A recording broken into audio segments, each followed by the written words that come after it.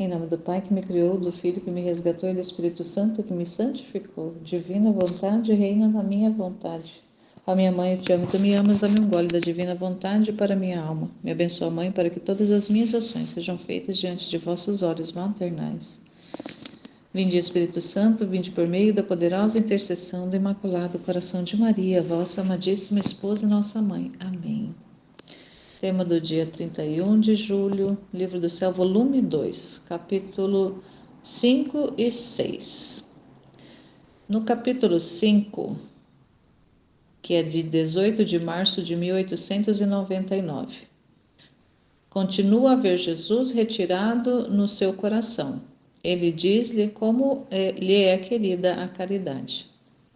Esta manhã, meu querido Jesus continuava a fazer-se ver de dentro de meu coração, e vendo-o um pouco mais amável, armei-me de coragem e comecei a pedir-lhe que não mandasse tantos castigos.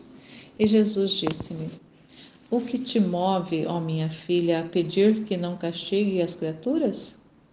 Eu imediatamente respondi: Porque são tuas imagens, e devendo as criaturas sofrer, virias tu mesmo a sofrer. Então Jesus, dando um suspiro, me disse: Me é tão querida a caridade que você não pode compreendê-lo. A caridade é simples, como meu ser, que, embora seja imenso, é também simplíssimo, tanto que não há parte na qual não penetre. Assim, a caridade, sendo simples, se difunde por toda parte, não tem deferência por nenhum amigo ou inimigo, vizinho ou forasteiro, e a todos amam. Então, aqui, na verdade, Jesus está falando, né, ela vem ali questionando em relação, por que, né, dos castigos, ela se arma ali de coragem para falar com ele, por que que está mandando esses castigos, e, aí ele vem falando aqui da realidade da caridade, né? Ela está ali nessa comunicação com ele e ele vem falando da caridade. Então, quando a gente, né, olha assim à primeira vista, parece que não tem nada a ver, né? Porque ela estava ali questionando em relação aos castigos, né? É, ela fala assim: vendo um pouco mais amável, armei-me de coragem e comecei a pedir-lhe que não mandasse tantos castigos. Então, ela está ali, né, nessa súplica, né, pede para ele para não mandar castigos, e aí ele pergunta o que que move ela a fazer isso, né, pedir pelas criaturas. E ela vai dizendo que é porque as criaturas são imagens dele, e as criaturas sofrendo vai fazer com que ele sofra também. Então, o castigar não é simplesmente castigar o outro e não receber em si. Então, quando Jesus castiga, ele também recebe nele o peso o sofrimento, porque o sofrimento que está no ser humano está também, ele também recebe esse sofrimento por fazer parte, né? Por ele ser essa cabeça do corpo místico. Então, ele recebe os sofrimentos do corpo. E aí ele vai falar aqui da caridade. Então, né, para entender assim, em relação do que ele está falando aqui, que parece que ele desvia do assunto, mas a gente pode compreender que, ao falar da caridade, está falando que esses castigos é amor de Deus. Então, é esse amor imenso dele, essa caridade grandiosa dele, que faz com que ele castigue. E mesmo, né, mesmo recebendo nele também o sofrimento por castigar, como um pai, como uma mãe, né, nós podemos dizer que quando a gente faz isso com os nossos filhos, o sofrimento que nós recebemos em nós é até maior do que o que os nossos filhos recebem quando nós castigamos ou quando nós precisamos dar um puxão de orelha ou quando nós precisamos de repente dar umas varadinhas, né, fazer ali uma correção. Essa correção ela dói muito mais em quem está fazendo do que quem está recebendo a correção, né? Isso quando existe o amor. Então, quando existe a realidade do amor, quando não existe o amor, quando a pessoa faz uma correção ali, ela faz até mesmo por maldade, ela faz mesmo de forma proposital ali, e é maldosa a forma com que ela faz. Então, não existe ali a caridade operando. Só que quando Jesus corrige, ele está agindo na pura caridade. E um pai e uma mãe, quando ama o seu filho, também, quando faz a correção, ele também está agindo na caridade. Então, esse agir, ele reflete na pessoa que está fazendo, né, que está praticando o ato da correção.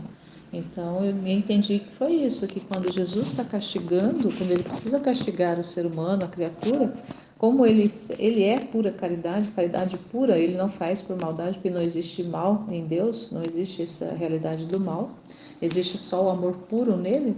Então, para ele é muito mais sofrido do que para a própria criatura que está recebendo os castigos. E ele faz exatamente porque ama. Então, eu entendi dessa forma.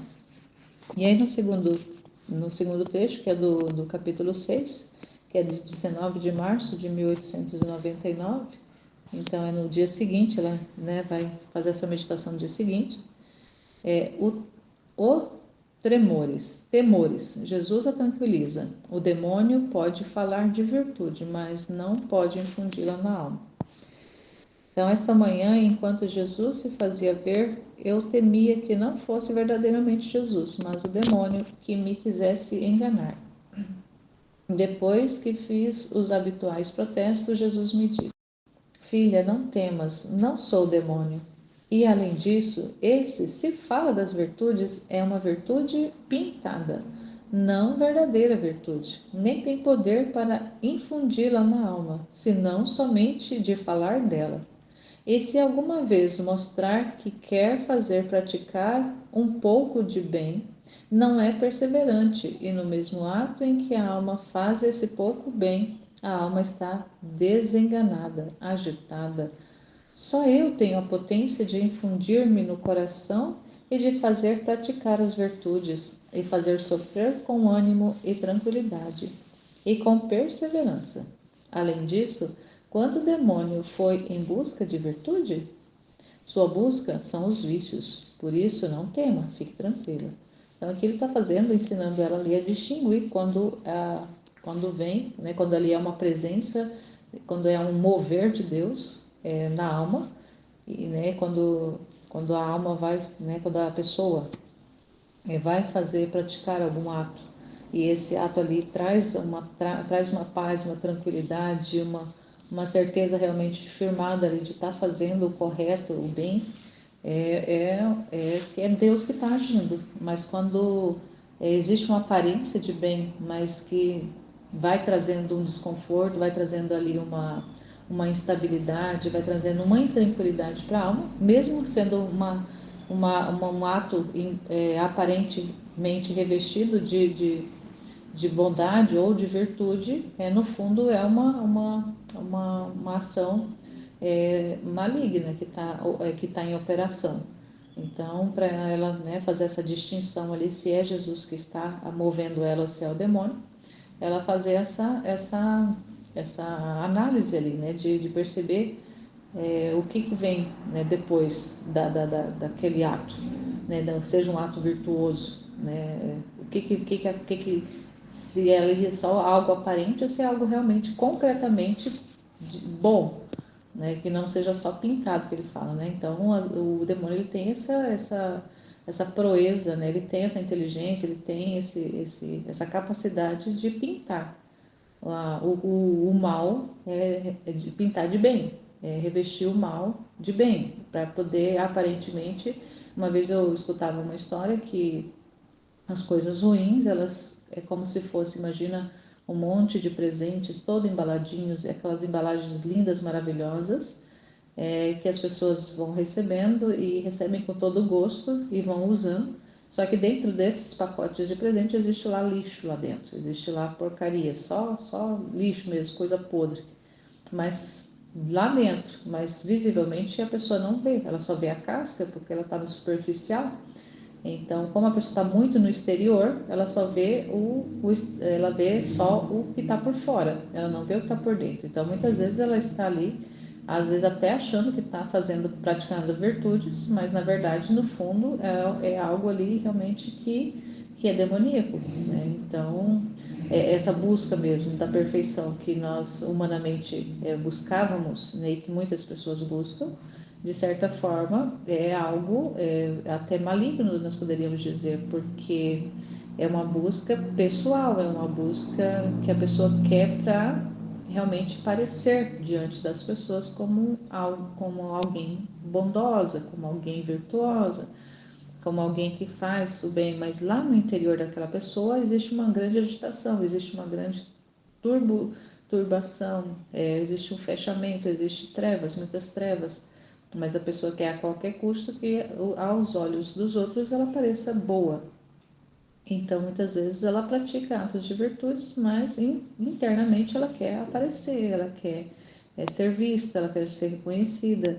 Então, isso não é algo que é divino, né? Embora as ações possam até parecer boas, e sejam até ações boas, mas como o Senhor também vai nos ensinando no livro do céu que o que ele vê não é a ação em si, mas a intenção.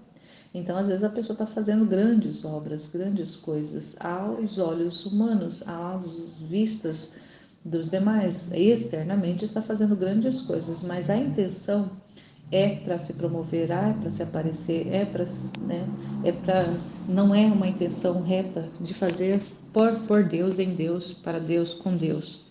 Então, quando existe ali, então não é uma ação que é Deus mesmo que está fazendo, então é uma ação que está sendo movida ali pelas trevas. Isso aqui é difícil, né? Se a gente não tem esse conhecimento, se a gente não está dentro desse conhecimento, não está recebendo essas luzes que Jesus vem trazendo e vem mostrando essa distinção para nós, né? Lá para a Luísa e para nós hoje também estarmos percebendo, para nós não olharmos apenas o superficial, mas o que tem dentro do conteúdo, o que está dentro da caixa, o que está dentro da embalagem. Então é isso que ele, mais ou menos, que ele está falando aqui para ela, né? Para perceber ali o efeito. Então, sempre perceber o efeito do ato em si e a intenção. Então, ele, embora não fale aqui da intenção, mas é bem isso que a gente entende, né? De olhar profundamente, ter esse olhar espiritual de ver no profundo, na profundidade, o que está sendo realmente comunicado. E eu vejo que é isso, né? Então, o Senhor vem trazendo esse conhecimento, vem trazendo essa orientação, uma orientação preciosa para o nosso dia, de estar observando ali, né, o que realmente está. É só casca ou existe substância naquilo que está sendo apresentado, naquilo que está sendo desenvolvido, naquilo que está sendo vivido, naquilo que está sendo comunicado? Existe substância ou existe só uma pintura? Então, é para a gente, né, para mim, pelo menos, ruminar em relação a isso. Amém, filhos?